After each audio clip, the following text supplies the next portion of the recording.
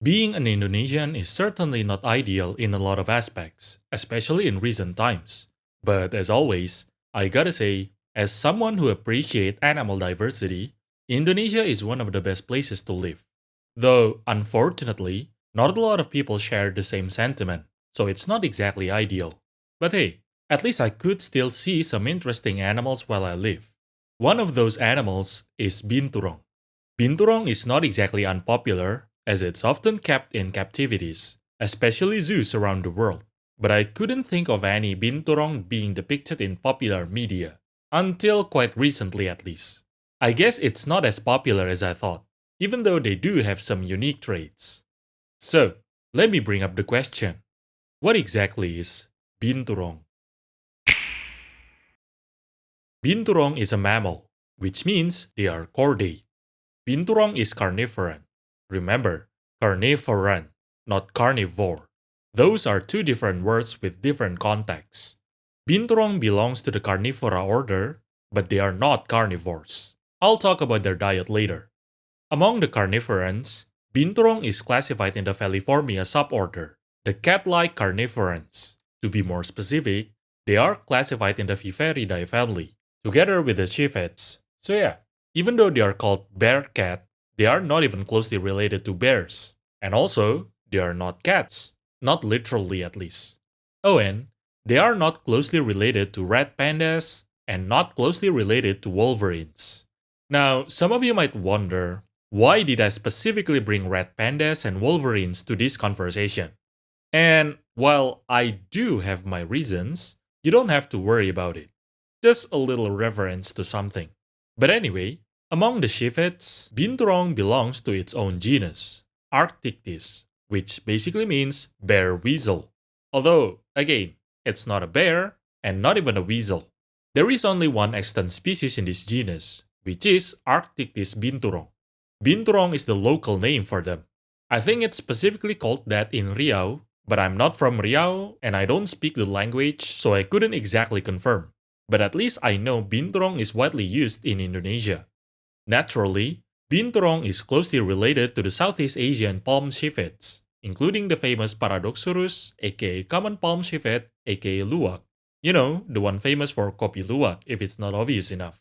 And the not so famous Paguma and Arctogalidia. And yes, Binturong can mostly be found in Southeast Asia, but they are distributed from Bhutan to the Sundaland, which, if you take a look at the distribution of the other Southeast Asian palm civets, their distribution highly overlaps. Unlike Paguma and Arctogalidia though, you could find Binturong in the Palawan Islands.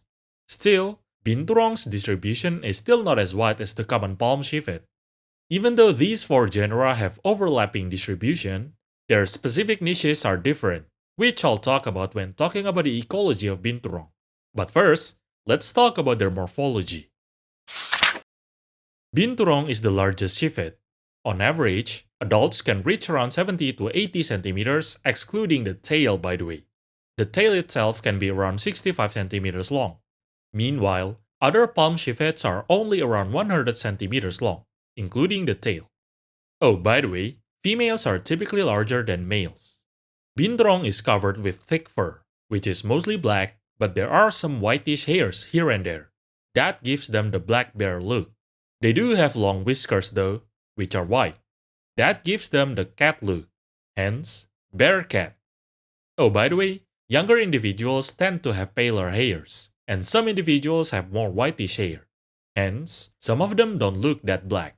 But anyway, they have a pair of small yet noticeable ears, especially because the tip of the ears usually have whitish hairs. They have relatively short snout, at least compared to other civets, and they have prominent forward-facing eyes, which are usually darkish or slightly brown. They have sharp molars and canine teeth, but their incisors are somewhat roundish, especially the mandibular incisors. Because they are relatively long and they have long and thick fur, their legs look short. Though, anatomically speaking, their legs are not even that short.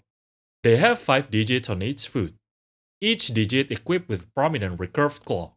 Oh, and one of the unique things about them is the fact that they exhibit syndactyly on their third and fourth digits, especially on the hind feet. That basically means Their third and fourth digits are somewhat fused, connected by soft tissues.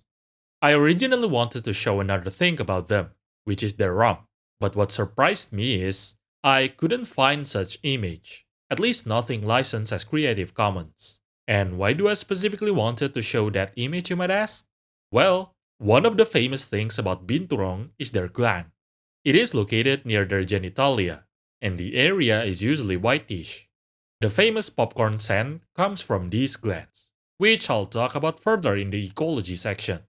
Actually, it's time to move on to the ecology section. But before that,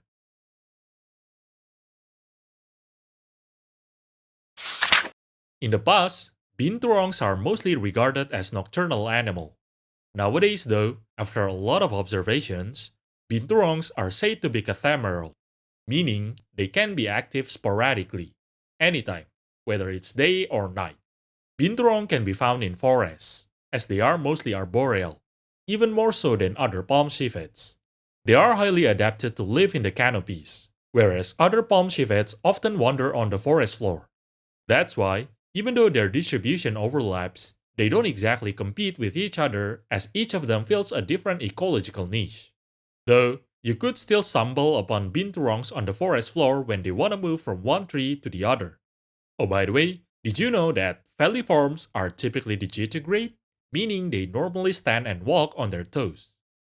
Well, binturongs are plantigrade, meaning their whole soles touch the substrate, just like many caniforms, by the way, including bears. Plantigrade locomotion has increased frictions, and that support their arboreal lives, because they basically need to climb most of the times.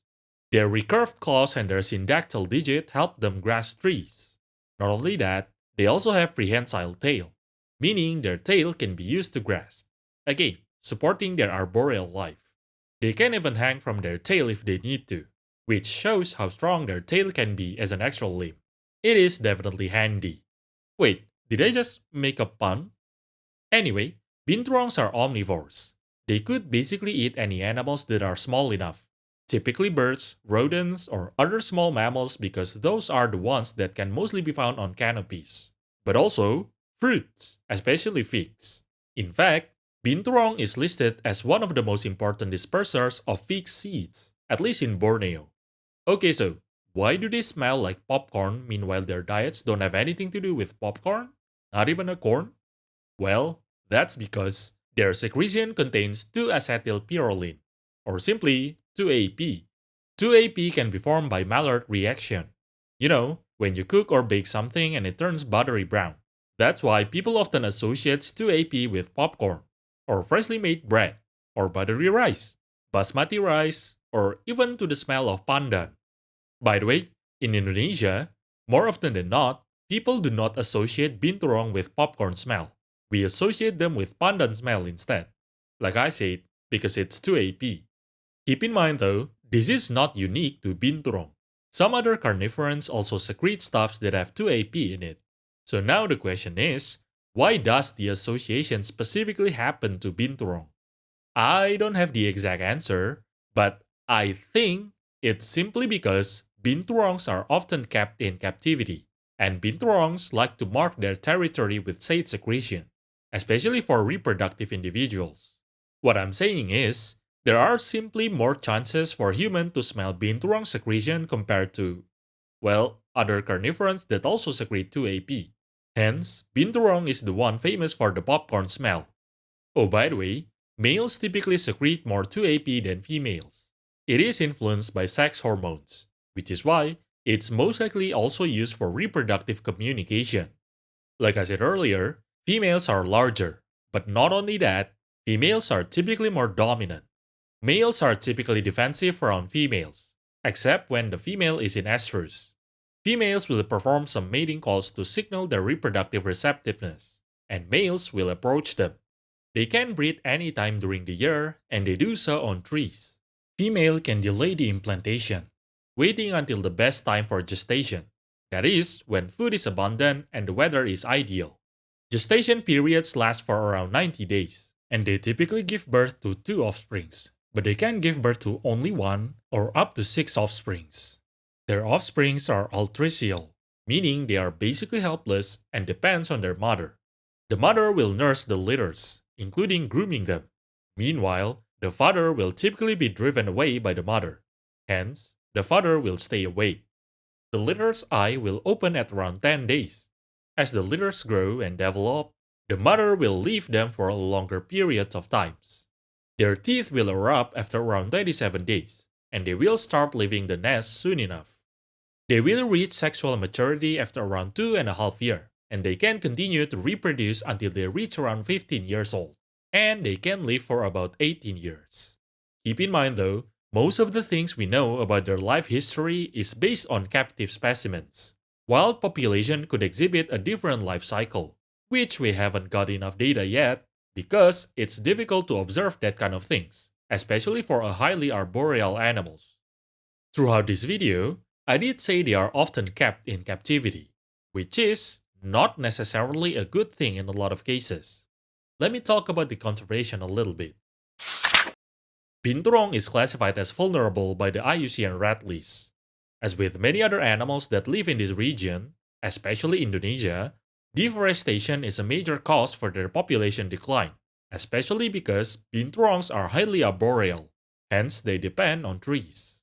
However, that's not the only threat they are facing. Not sure how and why, but a lot of people kept them as pets. Well, maybe a lot is debatable, but I think there are too much people keeping them as pets. You could find people posting about their pet binturong even on YouTube. I mean, sure, some of them might obtain the binturong from a legal source, whatever the source it might be, but still, the problem with doing so is other people might be tempted to also keep binturong as pet, and some of those people might not be as privileged. Hence, they might obtain a binturong illegally. Binturong is still being poached because the demand exists. And not just binturong, by the way. Other animals also suffer from such case. So, yeah, even though their popularity might be beneficial for the advancement of our knowledge on them, it is also detrimental for their survival in the wild. All I can say is, please be responsible and reasonable. There is almost no occurrence where you have to keep a certain animal as pet, especially binturong. So just don't. But yeah, that's all for now. Oh, by the way, while they could be agile on trees, they aren't exactly fast. So depicting it as something with a jet-powered roller skate is quite the decision. I'm talking about Bearcat, by the way. Anyway, enjoy your day.